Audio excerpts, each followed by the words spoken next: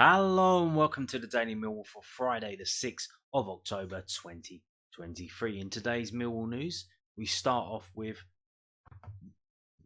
this interview from Kevin Nisbet, given to the southwarknews.co.uk. Kevin Nisbet, confident more goals are on the way as he reflects on Millwall's start and partnership with Tom Bradshaw. The Scottish international has hit the net twice so far, but is sniffing for more.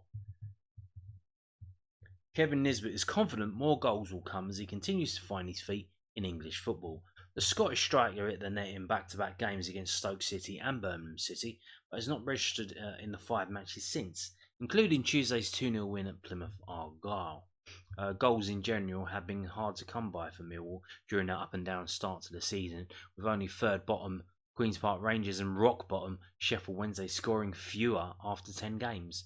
But Nisbet, 26, backs himself to get the Lions firing the longer the campaign goes on. Speaking before Tuesday's clash against Plymouth, he told the News Den, "I've always been confident in my abilities to score goals wherever I went. I've always scored everywhere, so it's just about when they come, and hopefully they'll come soon.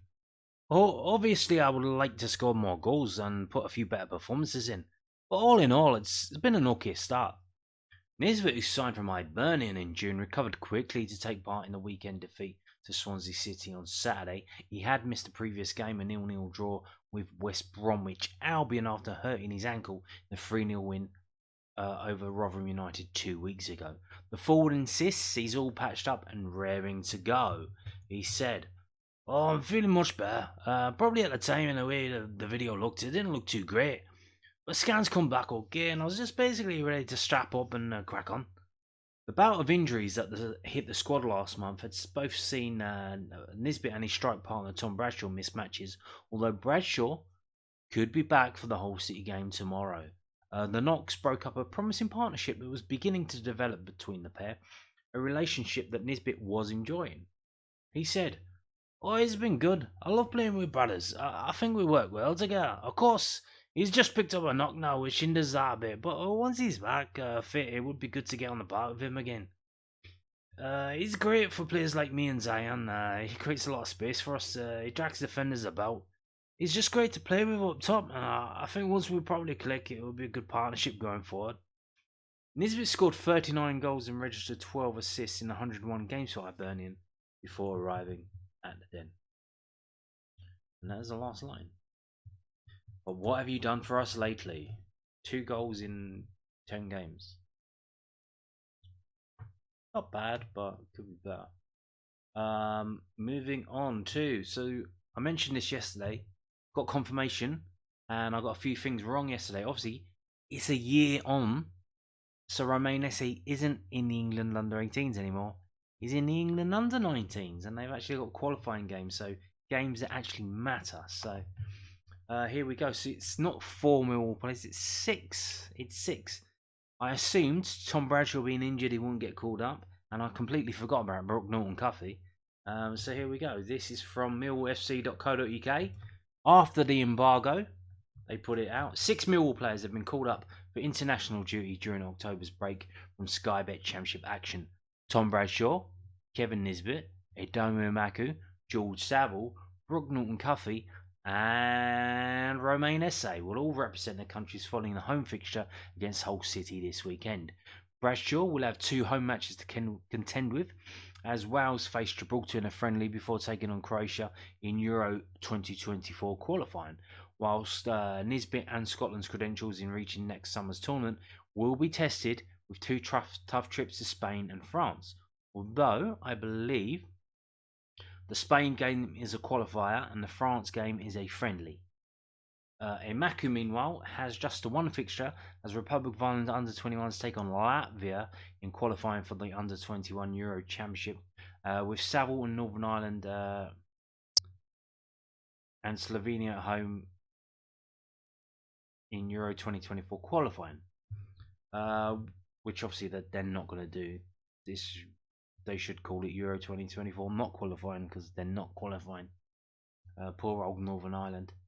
When it comes to England's youth age groups, Norton-Cuffy and the under-21s will take on Serbia at home.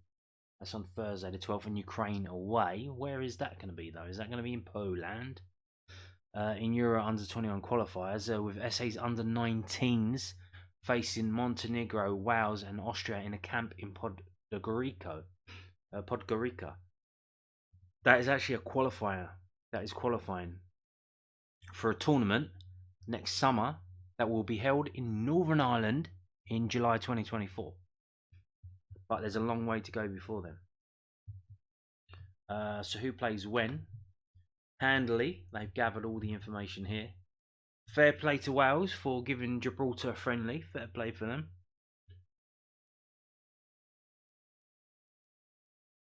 So these are the games and the dates and all of that. So what's the earliest one? I think the earliest one is Wednesday the 11th. That's Tom Bradshaw. But like I said, now here's the thing. So obviously Tom Bradshaw got knocked. They're talking about him coming back for the whole game. He probably will. He might be on the bench. I'm assuming they keep suggesting that that's going to be happening. So they must know that he's in training. But the international squads can call up a player even if he's injured, but then he'll have to go there, or they'll get him to see a doctor to confirm their injury. So I wouldn't be so sure that Tom Bradshaw will be travelling to that squad. He might. I don't know if he can pull out through injury. If he's just come back from injury, but then if Millwall feature him against Hull, how can he then pull out through injury? Because he's just come back, so I don't know how that's going to work unless he feigns an injury. Yes. Don't know where that England under 21s games will be held. And like I said, moving on to the England under 19s. They're qualifying for the 2024 Championship Euros, which bizarrely is now being held every year. I thought it was every 4 years. Just found out through researching for this stat, it's now every year because they had a tournament last year. So how it works is obviously they speed through all of the groups by what they do. They draw the groups, and then one country in that group has to host a little mini tournament where they only play each other once. They don't actually play each other home and away. It's just once in this country's area. And England, in the group that they're in, I'll play this one here: Austria, Wales, and Montenegro. And Montenegro at home. So there you go. And all the games are being held in. Well, they're not Podgorica. Most of them, except one, is in the Nilovgrad. That's the Wales Austria game. But these are all the games. So it's a round robin, only one game each. Top two teams then go into another group, the elite group, with all the other top two in each group and the best third place team. And then they do the same thing again. So they'll have the draw. Then one of the teams in that group will host all of the matches. So they did this in England a couple of years ago. Oh, they did it in a regional basis. So they had it, I think, at Chesterfield and Burton and Derby, probably around that area. So in the what would you call the Northern Midlands. So I don't know. It would be good, but it probably won't happen. That if they were to have the next round in England, if they could host them all in London but in the smaller clubs, because obviously that opens it up to Millwall. If they could have a game at Millwall, have a game at Brentford, maybe one at Plough Lane, maybe one at Watford. But that's probably not going to happen. Then England have to actually qualify first. So this is actually a meaningful game here for Romain SA. So where he was involved in the under 18s before, they were basically swapping the teams out at half time. That won't happen now. This is a game they need to win to move on to the next stage. So there you go. No messing around. And like I said, the tournament is being held in Northern Ireland uh, next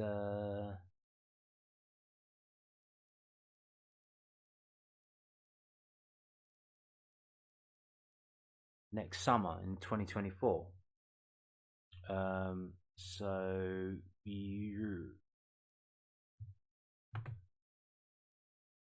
this is obviously from Wikipedia. Um, so yeah, having to go around the houses to find it. But here we go. So, Northern Ireland will host the tournament from the 15th to the 28th of July 2024. So, if England will be in this, that's not going to be too bad, is it? Um, Probably not going to happen as well, and highly unlikely. But if this is pre-season for a lot of clubs, isn't it? Um, Maybe a tour to Northern Ireland for Millwall, and then we can go and watch these games as well as watching Millwall. But I doubt that would happen. They wouldn't want Millwall fans at this tournament. But again, there you go. Just letting you know. So now moving on to the midweek loan watch. Obviously, before we move into the preview of the game tomorrow, this is the loan watch from the midweek games. Bromley were defeated for the first time in 12 games in midweek as Chesterfield won 2-0 in the Vanarama National League against Bromley. Chinockley played the full game against the Spireites but could not keep a clean sheet as the Ravens' remarkable run came to an end. Elsewhere, Abdul Malik and Cole Smith faced a long journey to Gateshead on Tuesday, coming up short as they were beaten 2-1. Smith experienced the 90 minutes in the North East whilst Abdul Malik was brought on with 3 minutes to play. Joe Wright was yet again an unused substitute as Salford City won 2-0 at Sutton United. Nana Boateng out of action for Woking. Obviously, he's got that metatarsal injury. And for some reason, Alex Mitchell was not involved in Lincoln City's abandoned fixture at Leyton Orient in Sky Bet League One. Yeah, Lincoln City yet again involved in quite a nasty situation in football. A fan in the Omen died of we assume it's an heart attack. I don't really know, but apparently a fan run onto the pitch to had a word with the referee, try to get him to stop the game, and he carried on for a minute, and then 20 other Leyton Orient fans just run on the pitch and sat on the pitch, and that's when he stopped the game. Saying, okay, that's not helpful, but and the guy died. The guy did die. But I think someone pointed out on one of the forums, like Lincoln City were involved in a game where a player died on the pitch in the 80s. And they were also the team that were playing at Bradford City, I believe, when they had the fire then, the nasty fire where so many people died. That tragic incident. So Lincoln City, like, watch out when they're in town. There's some bad mojos happening. Upcoming fixtures this weekend. Here they are. All away from the southeast. If you're up that way and you're not going to the Millwall game, probably not go. Don't go to Salford City because you won't see Joe Wright. Just see him sitting on his arse on the bench. You won't see Nana Boateng and Woking. He's obviously got a metatarsal injury. Won't be playing. I don't know what's happening with Alex Mitchell, but Chinockley and Cole Smith and Abdul Malik are playing. And next week, during the international break on the Saturday, it is the FA Cup fourth qualifying round. And guess what? You would not believe it. What has the draw done? The draw has only drawn Bromley versus Wealdstone. And that game is taking place on Saturday, the 14th of October. So we have 3 Millwall loanees playing against each other in that game on the international break. So that might be one to watch for. I don't know if you've ever been to an FA Cup game with non-league teams. It's a sight to behold. Very much old school football. Not this tippy-tappy shit. Both teams trying to win a game because it's money. It's money for the club. It's money for them. It's bonuses. It is, for non-league teams, the FA Cup is still a big competition. It really is. And to go in to see an FA Cup tie in a non-league is definitely worth the day out. So moving on to this was also from millwfc.co.uk. Yeah, there's that as well. Millwall Community Trust launch October half-term holiday camps. Millwall Community Trust is thrilled to announce its October half-term holiday camps. Join MCT for a week of fun activities at 2 convenient locations. The first one is the Lions Centre, Ballina Road. That's next to the ground. This is obviously during half-term, Monday the 23rd of October to Friday the 27th. 5 to 13-year-olds. It's a multi-sports camp. It's £50 for the week and it's £12 for the day. And it looks like they've increased the hours, because I think when I told you about this one before, it was something like 10 to 12 or 12 to 2. It's now 10 to 3. That's more or less like a whole school day. What is that, like 5 hours? So that's certainly worth it, in terms of if you've got to plot the kids somewhere and go and do something. It's certainly cheaper than a babysitter. Southwark Camp, St Paul's Sports Ground, Rov Rive, where Fisher play and where Bermondsey Town play. Same. This one is actually, I don't know if there's a typo, if there's some reason, but that one says 6 to 13-year-olds. I don't know what that's about. Football. This one's football, so maybe that's why. It's a football development-based camp where kids can enhance their skills for engaging games and activities. And that's the same. That's £50 for the week or £12 for the day. And it's the same 10 to 3. You've got to register and you've got to book and all of that stuff, because places are limited and they do sell out quite quickly. So there you go. I'm letting you know. Now moving on to the preview. We're going to start previewing tomorrow's game against Hull City. Millwall versus Hull City matchday mascots. Well, that's no good, is it? The pictures haven't loaded. Let's try that again. Probably too busy trying to load an advert. We're going to get an ad? No, not today. Let's wait for the advert to load, because you know it's coming. Okay, I think we got away with it. So here we go. Introducing Mill's matchday mascots for Saturday's Sky Bet Championship meeting with Hull City. Sam Matano. Saturday's Junior Lions mascot is Sam Matano. Sam is 10 years old and has a season ticket in the Docker stand. He does karate and plays football in defence for under 11 Metro Gas team. Sam's favourite players are Jake Cooper and Brooke Norton-Cuffy. His late father, Ted, who was a lifelong season ticket holder, will be chuffed to see him walking out on the pitch with the Millwall team this weekend. Okay. Next is Mason Murrell. He's 8 years old and he attends a Helmwood primary school and lists his hobbies as playing and watching football, as well as going to Millwall matches with his granddad. Mason's favourite player is Kevin Nisbet, and he hopes the Lions win 1-0 this weekend. And that is it. We hope you both have a wonderful day at the Den. Short and sweet. Only 2 this week. Now, you're going to the game. You probably know this by now. It's an automatic. I mean, there's the advert. It's obviously travel is messed up. It's like that's the de facto now. It's like it would be more surprising if I told you it wasn't fucked up.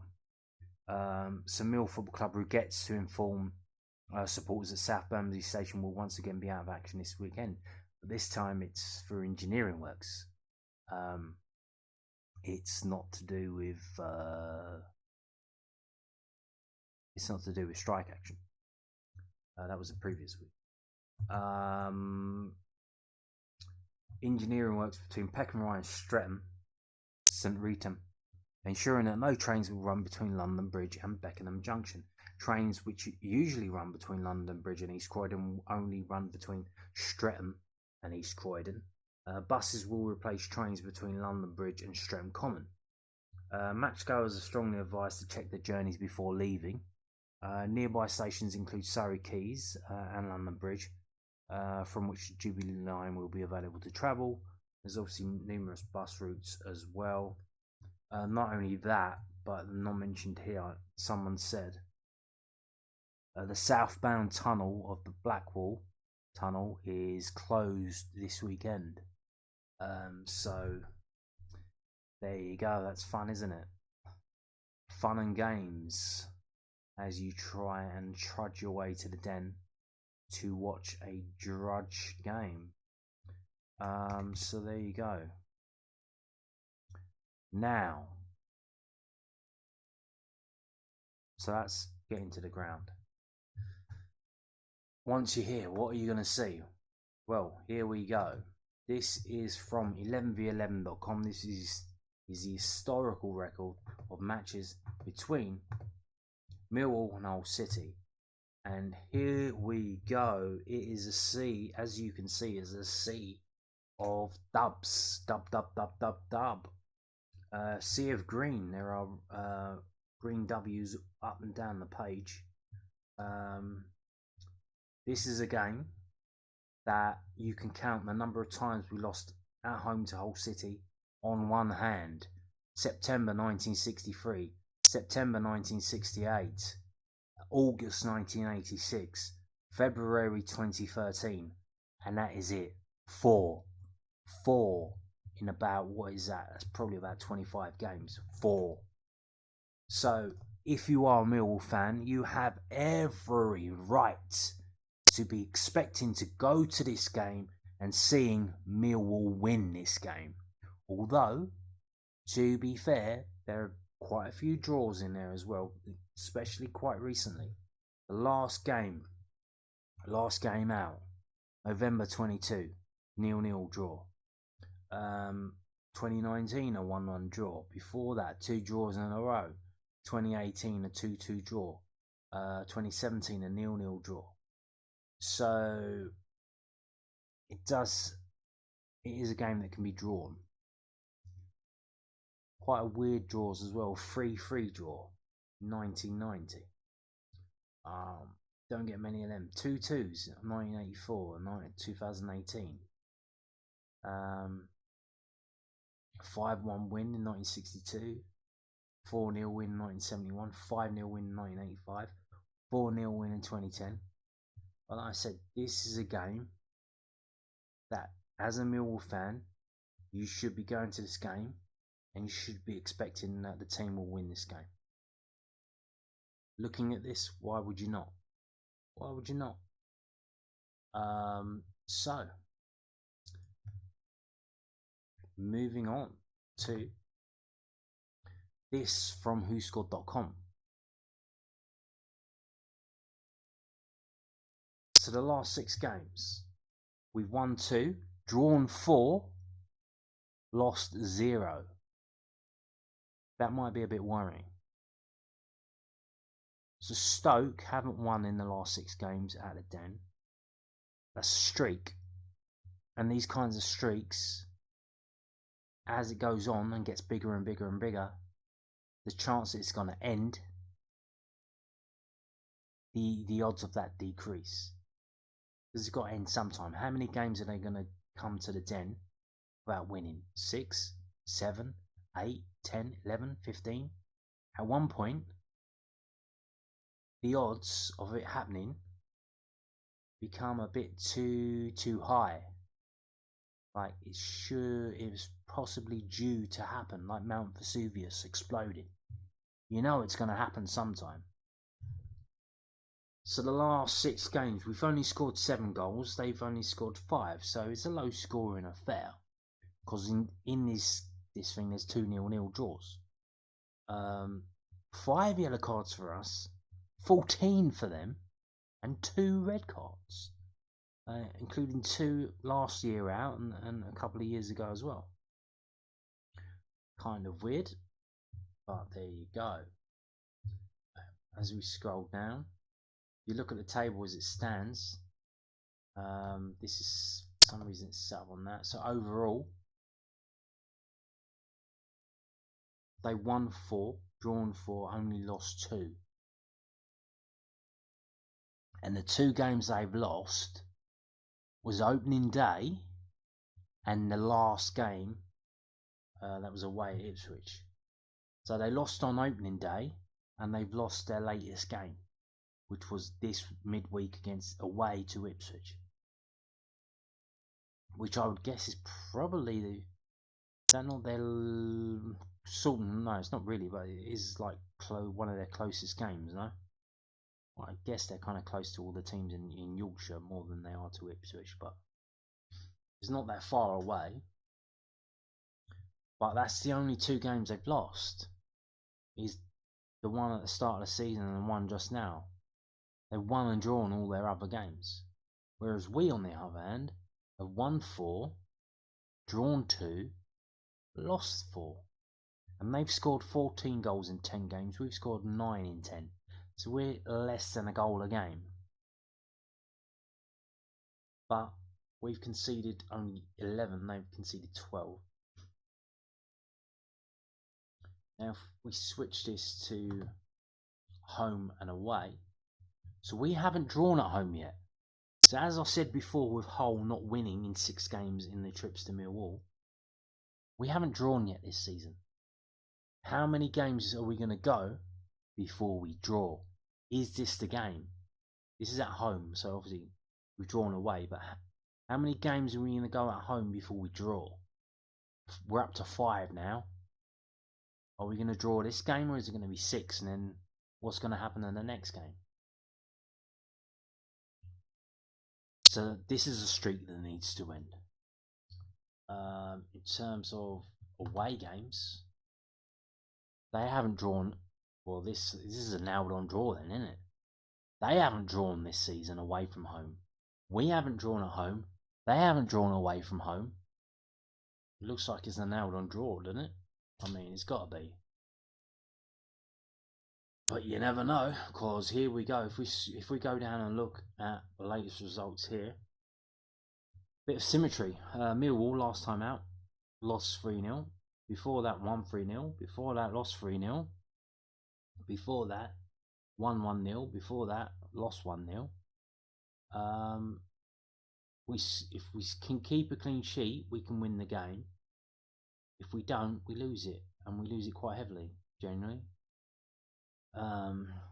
Whereas Hull, on the other hand, the last game against Hips, which was the only away game this season they failed to score. Against Norwich, they scored but they lost. Blackburn, they scored 2 and won 2-1. Leicester, they went there and kept a clean sheet. And they scored 3 against Stoke in an away win there. But did concede. So there's that. If we scroll down, we can see Millwall's strengths and weaknesses and Hull's strengths and weaknesses and the styles of play. Match forecast. Millwall will control the game in the opposition's half, very likely. Hull will dominate possession, quite likely. Okay. So now we get into the predictions. This is from whoscored.com. Injury list. Both teams have a few players out. Let's skip past that. Millwall are undefeated in their last 6 home matches against Hull in all competitions. Prediction. An injury-time George Saville goal capped off an impressive performance away from home midweek as Millwall beat newly promoted Plymouth 2-0 at Home Park. That result was a vital one for manager Gary Rowett, but home form remains an issue for the London club heading into this game. Hull were totally outclassed on their visit to Portman Road on Tuesday night, succumbing to a 3-0 away defeat against an Ipswich side who moved top of the championship table with that result. The Tigers were unbeaten in 8 league outings prior to that game week 10 defeat. And they predict Millwall 1, Hull 1. So they're predicting the draw, which seems kind of likely because we haven't drawn at home yet and they haven't drawn away yet. And as I think that would be a decent result in terms of not losing, or certainly not losing 3-0. That would be a decent result, but historically should be winning this game. A draw also highly likely as well. So let's move on to Sky Bet Championship predictions from David Prutton from SkySports.com. What do you think he's going to say? And how far down are we?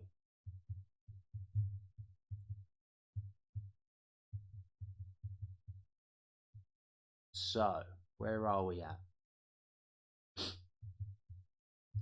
Here we are. That was a big win for Millwall in midweek. Not many sides are going to go to Plymouth and return with all 3 points this season. It feels like every win right now is a statement for Gary Rowett. Hull was swept aside by Ipswich in midweek. It was their first defeat since opening day, so Liam Rossinia won't be too worried. But it did show the gap between themselves and the sides at the very top. I think they'll recover here with a hard-earned point. And he also goes for Millwall 1, Hull 1. Yeah, I think it's looking like a draw, isn't it? It's looking like a draw. Now, what kind of draw?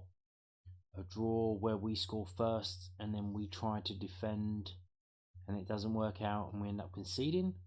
Or is it going to be a draw where we're dog shit in the first half, we're losing 1-0, there's boos at half time, the players come out, get back into it, get the goal that takes the draw? Probably the former rather than the latter. I think we're probably going to go 1-0 up and then sit back a bit too much and then concede. If it's going to be a draw. I can see it being 2-1 to Hull actually. So that obviously would spoil the fun because we're like schizo. We win away at Plymouth, we win an away game, everyone's up. We lose at home, everyone's down, and it's swinging like a pendulum. But like, what's changed? What has changed? Brought Danny Mack in. Is he going to keep Danny Mack in? And then how are we going to score going forward? How are we going to break teams down? Not that that's Danny's job. Danny's job is to defend, but we've got no Longman. Is Bradshaw back? Is Bradshaw going to start and then they'll take him off later? Who knows? Who knows how it's going to go? But yeah, I can very realistically see this being Millwall 1, Hull 2. And I think that's what I'm going to predict. I don't want to do it, but